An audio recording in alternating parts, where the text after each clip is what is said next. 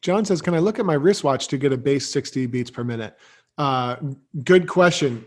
You can, but you need a metronome that you can hear when you're practicing. All right, so that's a really good question. So yeah, you can look at your wristwatch to get a base 60 beats per minute, and it will be exactly accurate. But a lot of times people, maybe they don't have a metronome that they like. You know, I think that's an issue. And then a lot of people don't have one that they can amplify to listen to while they're playing the pipes. So we start to make excuses like, oh, I'll just turn on my metronome and I'll just look at it blinking. You can't really do that because we want that immediate tactile thing that we get with a metronome.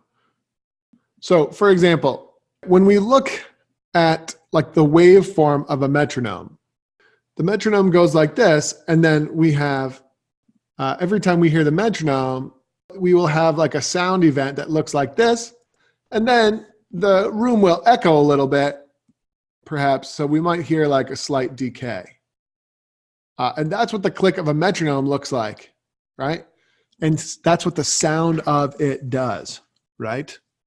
And that's going to happen at a regular interval each time. It looks kind of like a heartbeat, except there's just one of them every interval.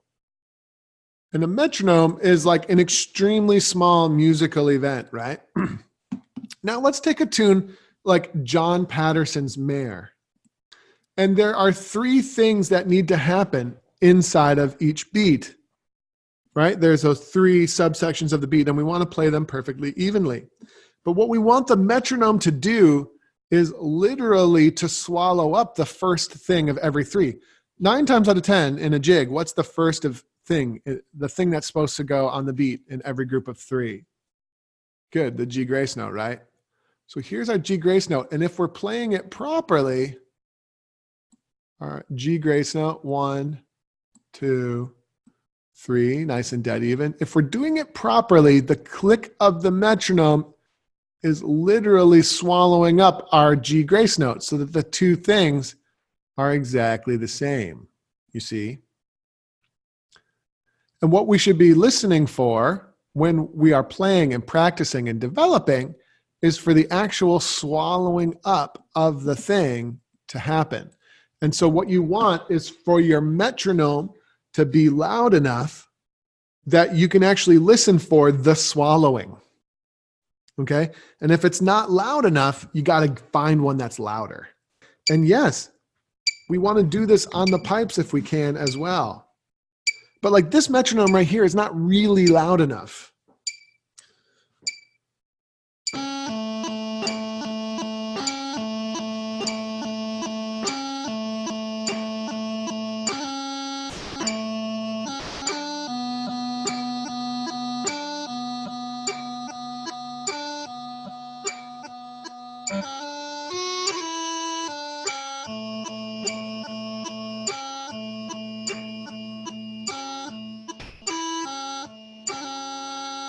Right? It's not really loud enough. Like I can listen for whether or not the two things coincide.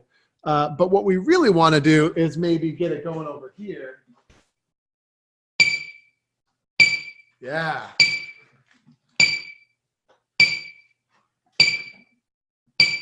Now that puppy is loud, right?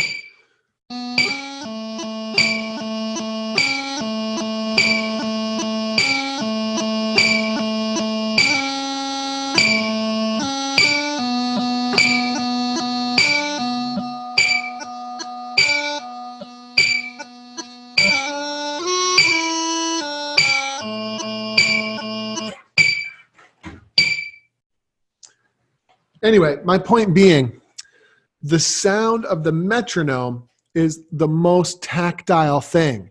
And we want a metronome that's loud enough so that we actually can't hear our G grace note because it's perfectly timed with the metronome, and the metronome is so loud that it's covering it up. Does everybody understand that? Right? The metronome click is so loud, it's actually covering up our G grace notes. And that's how we can really kind of listen for that actual true fusion of it.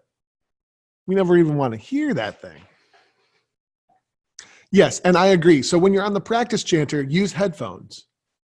That makes tons of sense to me. But when we're on the pipes, you could use headphones when you're practicing, but then the reason we really want that speaker is for the recording. So when we listen to our recording back, we'll have a nice loud metronome, and we can compare the thing that's supposed to be on the beat with the actual beat itself. That's a really, really great question and really great discussion point.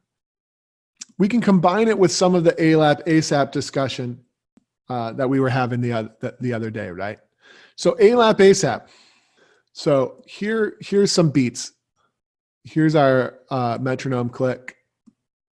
Let's pretend these are all dead even. I know that they're not. Here are some beats. Let's pretend that we have ALAP, ASAP on each of these beats, just like we do in George Allen, right? So here are our beats. Here's our ALAP. Now ALAP goes all the way to the split second before the next beat. Good, there's our ASAP. You see?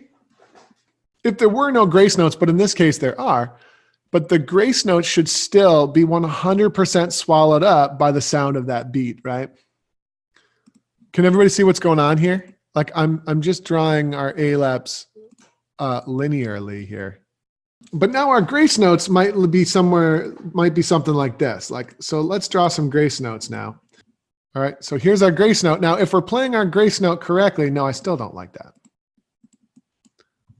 Okay, if we're doing our grace note correctly, the beat itself is actually totally swallowing it up.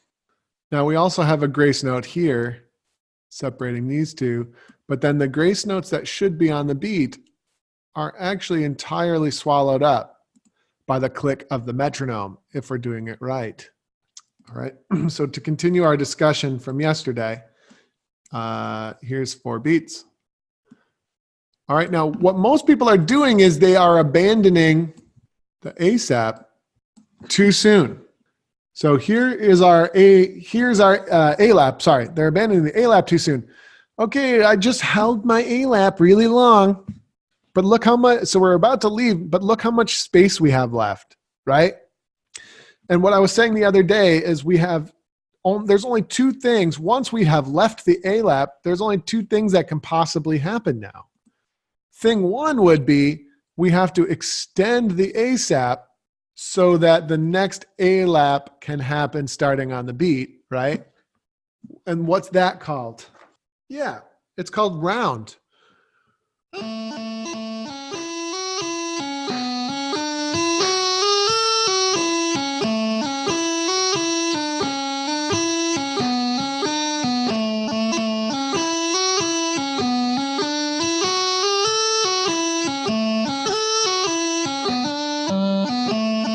Okay, is that musical?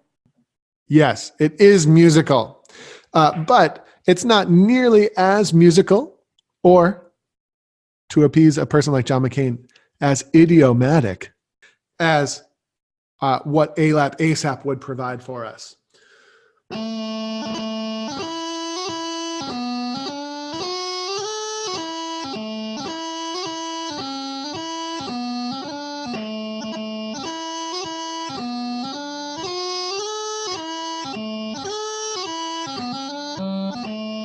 Okay, so when we leave too early, that's one thing that could happen, is we could end up rounding it out like that. What's the other thing that might end up happening? Is we still play this note as short as musically possible, like so. And then we begin our next ALAP. See, we just started the next ALAP drastically before the beat. And generally, good news is generally we keep doing it, so. So that sounds like this.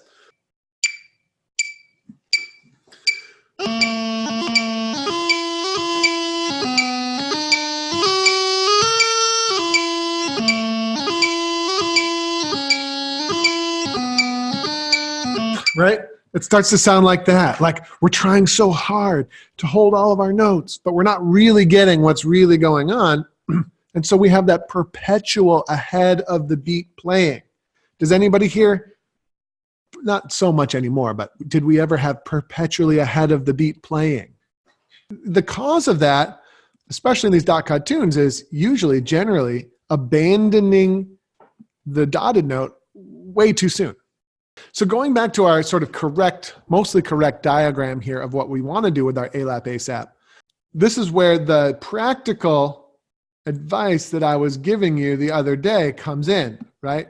So our foot is slamming down on the ground right here, and then it kind of comes up and it gets ready to slam down again. And then, you know, I'm not really quite sure. For me, it does kind of like this. And it does indeed sort of bounce up into the air. And then comes down. This is my foot in the air, right? Something like this. If I'm double timing, which I would be doing here, this is sort of the path that my foot takes.